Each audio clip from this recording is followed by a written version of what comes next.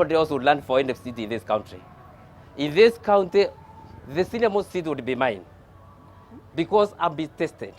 This crowd you find here, we've been together, we have died for them, we have done many things, and we are not tired. But I want to say one thing. Many a time, people who have questionable integrity never like facing the camera. That's why they're not here. And ordinarily. Is that why they're not here? I don't know. Is that what you're saying? Individual.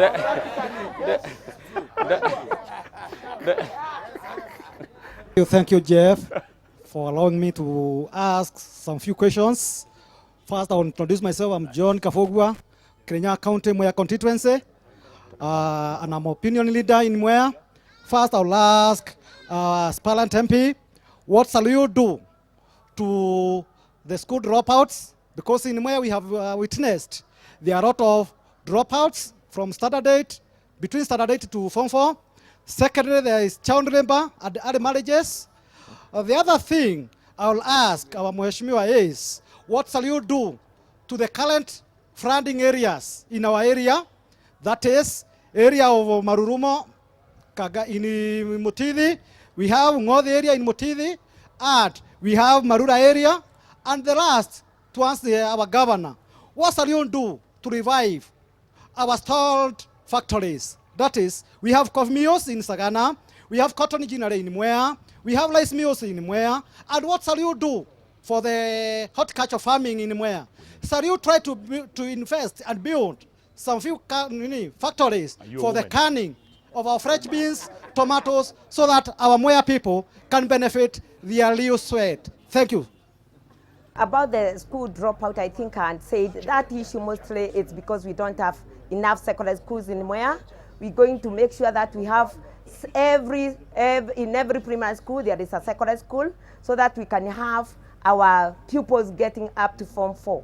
And then we also need to educate the parents that there is a need to educate our children, because education is the foundation of life. So we need also to educate our parents so that they can make sure that they are educating their children. The other one is on child labor. Again, this one is also a very big issue, because now there is desperation of the students. When they have nowhere to go in, after class 8, they just think maybe for girls, they will go to early marriages. Then you find that they are going to the river, harvesting rice. But this is what we're saying. We are going to make sure that we are going to have mid-row institutions where we are going to have our youth getting education on how they can sustain themselves. The other one is about funding, and that one I think I had also talked about it. We need to construct dams. We need to construct dams.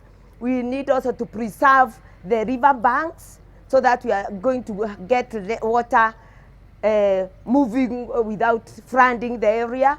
And this is a very important project which should be taken seriously. So that one is a matter of planning and organizing so that we harvest water during rainy season and use it for the proper purposes. Okay. So, thank you. More questions, go.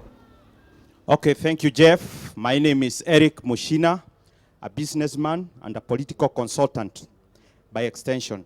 So my question to the panelists, it's concerned, we upheld the new constitution, and at some point we said the provincial administration should not be part of the county government. Last week, the president went quickly and appointed county commissioners to be headed by the national government. I want to ask the panelists each to say whether he agrees with the president that the commissioners and the DC to be at the county government or at the national government, because at now, a case in point here in Kirinyaga, we have a district commissioner who assaulted a junior, and she's awaiting prosecution. The national government quickly went and appointed her as a commissioner, county commissioner. Actually, we can see the national government is not ready to uphold the reforms in the country. my second question, and very quickly, Jeff, is to ask the governor to be, which is his first priority as when elected as the governor? Is it agriculture? Is it an infrastructure? Because him as a governor, he should offer solution and go outside the county, maybe seeking funds and what. Not in a point where we get droughts, we get a drought in Kirinyaga, and maybe he advises us like someone who advises us to eat rat and cockroaches.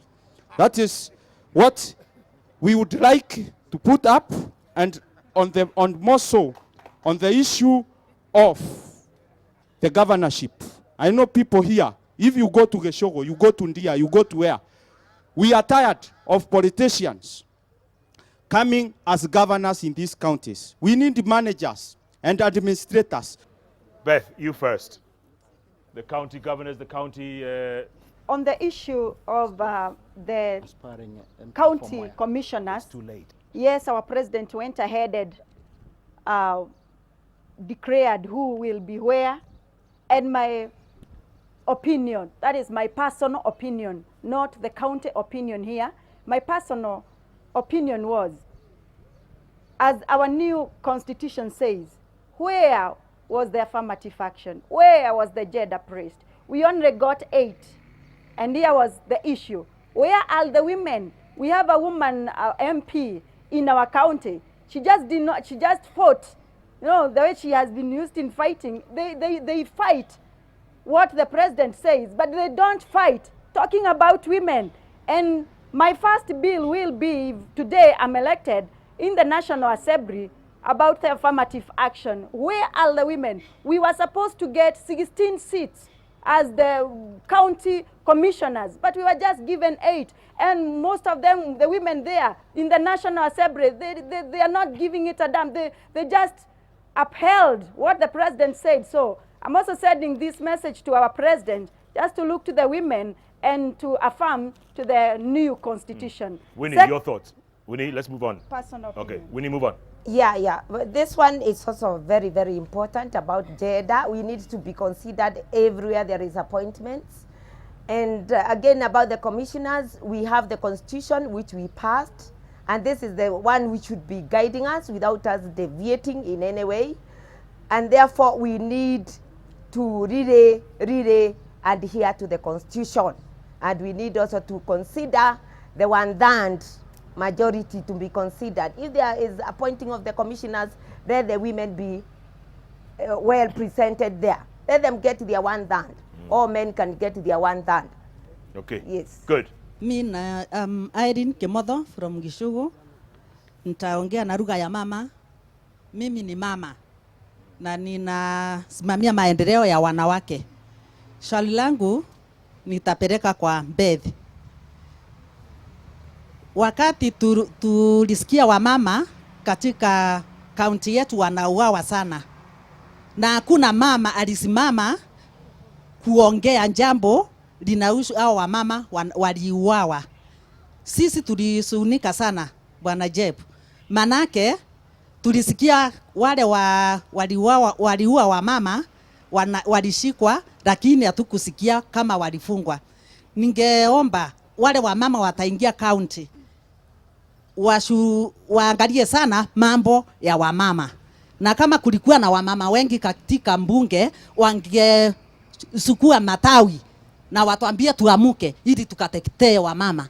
Mimi ninaongea nikiwa na uchungu, sababu wamama tunaonekana kama kitu ambayo ni buri. Na nataka kuongea tuchague watu ambao sio selfish, wale wanapenda matumbo yao. Tuangaliwe. Hiyo ingine nitapeleka kwa county. Katika county yetu Mr. Ndadhi, ukiingia kwenye county, wale wachokora street childrens waangaliwe sana.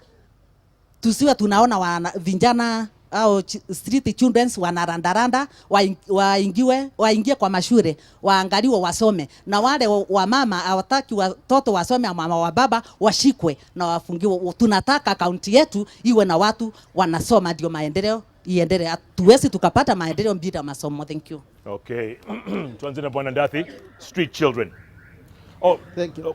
Before you do that, I'm going to ask you to, when you incorporate that answer of yours, each of you, I'm going to ask you for 2 minutes of a wrap, okay? This was the last question, so answer the question and then wrap up 2 minutes, and we'll start with you, Bwana Ndathi. Go. In my strategic plan, which I've been working on, the issue of street children has been addressed, that we shall address those children who are ready to go back to school through various programs, like we have bursary programs within the CDF. I believe even in the county we shall have the same. Those who are unable to go to the formal schools, we shall have to put up rehabilitation centers to address those people. And I think priorities of infrastructure, agriculture, and I want to appreciate that in addition to the money that we are being given, 2.8 billion, we shall also be correcting taxes here. And I also want to appreciate the way I said that we shall be having programs at the county level, at the national level, being brought back to the county to implement, but with some bit of control. So we shall be able to liaise with the national government to address infrastructural issues and agricultural issues, because we have to appreciate the mandate of the county government as per the constitution is still very limited. There are areas they are for the national government, and we must be able to separate the two. And I think for the people of Kirinyaga, all what we are saying is that the administration is supposed to be reformed within a first program of 5 years.